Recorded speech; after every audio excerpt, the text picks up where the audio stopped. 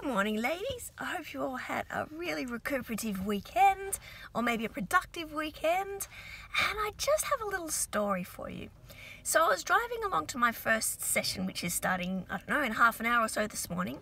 And on my way, I have a really long drive from the Central Coast down to here in the mornings, depending on the traffic. So on Monday mornings, I have to leave 6 o'clock in the morning, and I get here a couple of hours later, sometimes up to 3 hours later. This morning, there was a bit of a hitch on the freeway, and it took me a bit longer than usual, but I'm still here nice and early.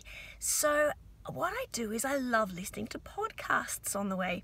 And I was listening to this podcast this morning by a lady named Gretchen Rubin. She's an author, an American author, and she has a really fun podcast called Happier. Now, her theme this morning for this podcast was the idea of allowing ourselves to do something badly. She was actually encouraging us to do things badly. And the mindset around this was that sometimes we really think we have to wait until we're really good at something, or we don't do it at all. And she was saying, let's give ourselves permission to just do things poorly. And I'd like to take that idea and use that in reference to us bringing our languages to the kids.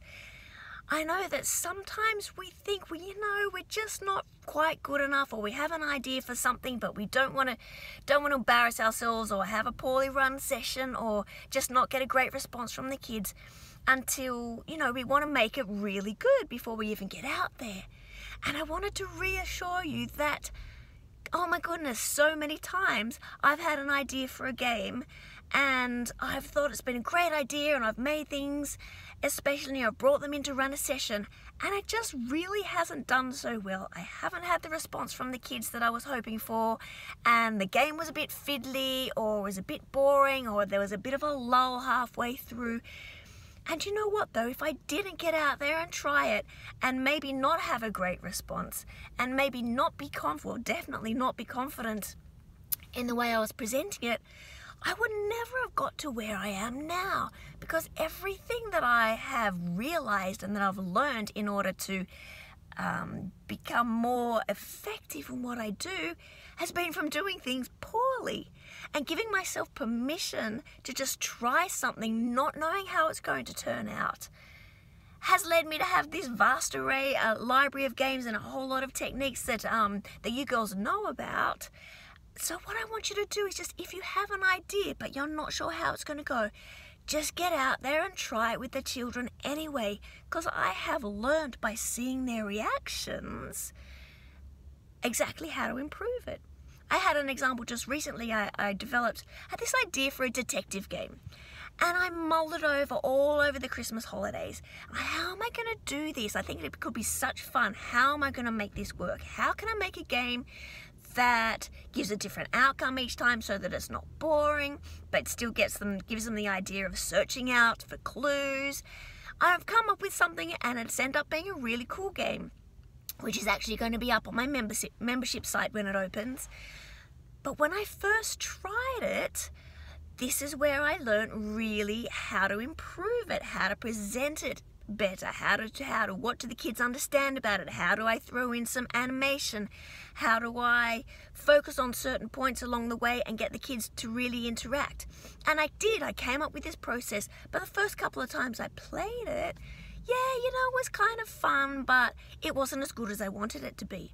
But just allowing myself to get in there and try it out, I saw from the children's reactions, ooh, you know what? I need to draw them in a little bit more here. I need to say it in this way. Some of the kids would say things that I thought, ooh, I can really use that. I like that. That's an idea I hadn't thought of. And so now I've been able to develop into more of a routine in the game that I know is going to really draw them in. And by the end, each time I was playing it, I was getting better and better at it. And by the end, the kids were just, each separate group that I was doing, and I was doing a whole bunch of different groups in different centers during the day.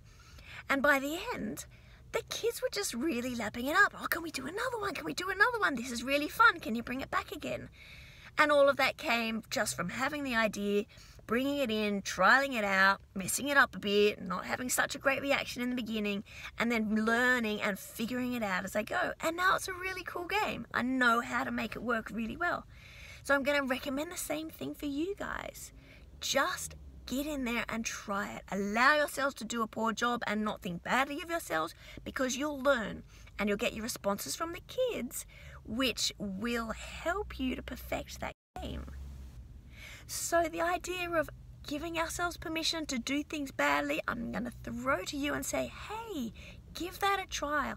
Don't wait for it to be perfect. Just try something, and each time you'll make it better. So I hope this has been it's a lesson that I've learned this morning that I can relate to, and I hope that's been something that can help your mindset and encourage you to try things even if you don't think you're going to do a great job just yet. So please try something new today, or try something new this week, and have a ball with it, and I'll catch up with you again next time. Okay, bisous. Bye-bye.